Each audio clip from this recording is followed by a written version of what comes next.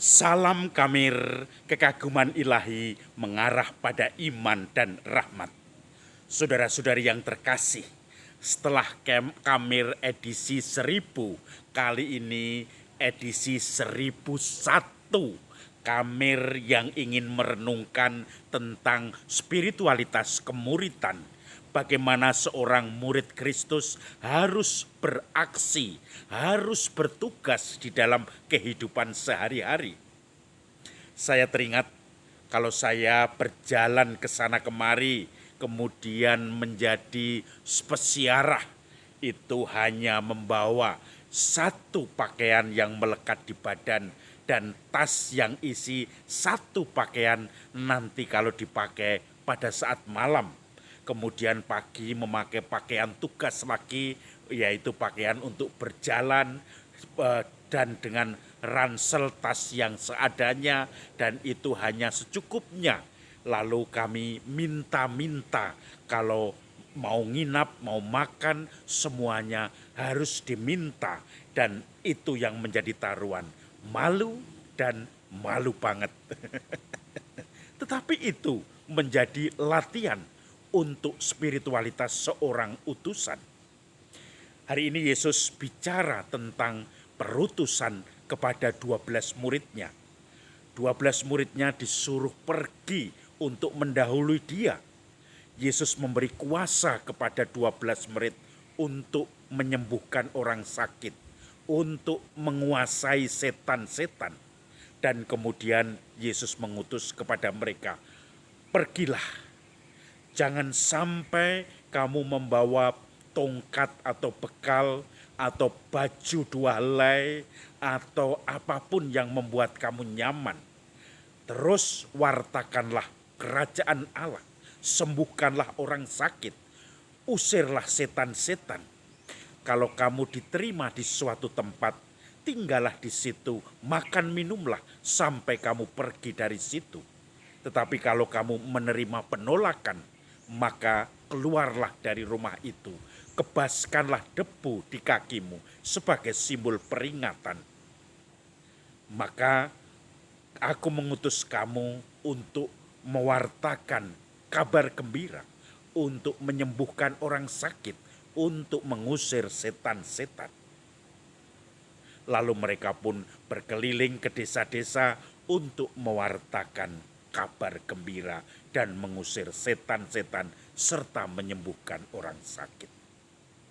Saudara-saudari yang terkasih, Yesus mengendaki supaya kita masuk di semua lini untuk menggarami dunia, tidak hanya di gereja, tidak hanya di tempat-tempat doa, tidak hanya dalam komunitas-komunitas kategorial yang ada, entah itu komunitas-komunitas Legio Maria, persekutuan doa, komunitas Catholic Family Ministry, kemudian komunitas apapun yang ada, wanita Katolik ataupun pemuda Katolik, semuanya diutus untuk masuk ke semua lini. Jangan sampai ada ketinggalan. Yang itulah yang sering disebut masuk ke daerah frontir. Frontir tidak hanya daerah terpencil yang tidak tersentuh oleh manusia, tetapi juga bidang-bidang baru yang kita baru sadar harus dievangelisasi, harus diberi warta kabar gembira, harus disembuhkan yang sakit, harus juga diusir setan-setan di situ. Saya punya pengalaman, ada seorang ibu yang saya wawancarai karena tahun 2010 saya sering mengisi acara mimbar agama Katolik, penyejuk iman Katolik di Indosiar. Lalu dalam format sayur lodeh kehidupan. Ada seorang ibu yang ahli dalam bidang rias pengantin dan salon. Ibu itu bekerja keras, aktif di parokinya dan juga di masyarakat. Dia kemudian karena keahliannya mendirikan, selain membuka salon, juga mendirikan LPK untuk latihan orang-orang yang tidak mampu untuk merias pengantin dan untuk membuka salon atau training sebagai pemegang atau nanti diharapkan membuka salon untuk anak-anak muda yang mungkin tidak mampu. Ibu itu dengan gigih, selain dia bertugas di PSE parokinya di daerah Solo sana, sekaligus ibu itu juga memberi latihan untuk merias pengantin, memberi latihan untuk memotong rambut dan mengelola salon.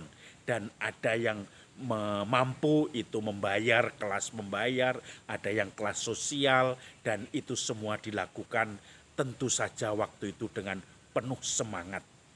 Maka saudara-saudari yang terkasih, tidak menyangka bidang salon yang mempercantik diri, rias pengantin yang pasti dibutuhkan oleh orang di dunia ini, yaitu untuk orang-orang yang menikah, bahkan juga orang-orang yang sekedar resepsi pernikahan atau acara kartinian atau acara apapun yang berhubungan dengan budaya dan salon, rias pengantin, mempercantik diri, menjadi bidang juga karya frontir yang harus dimasuki, yang harus diberi pengertian tentang pelayanan, tentang kasih Tuhan.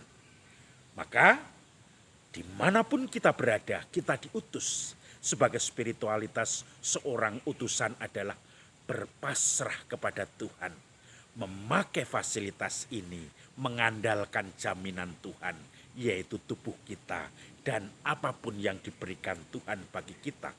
Dan setelah itu saudara-saudari yang terkasih, kita datang membawa kegembiraan, membawa harapan, membawa semua penghiburan, supaya setiap orang semakin bisa terlibat mempercantik dunia dengan segala usaha dan kapasitasnya masing-masing.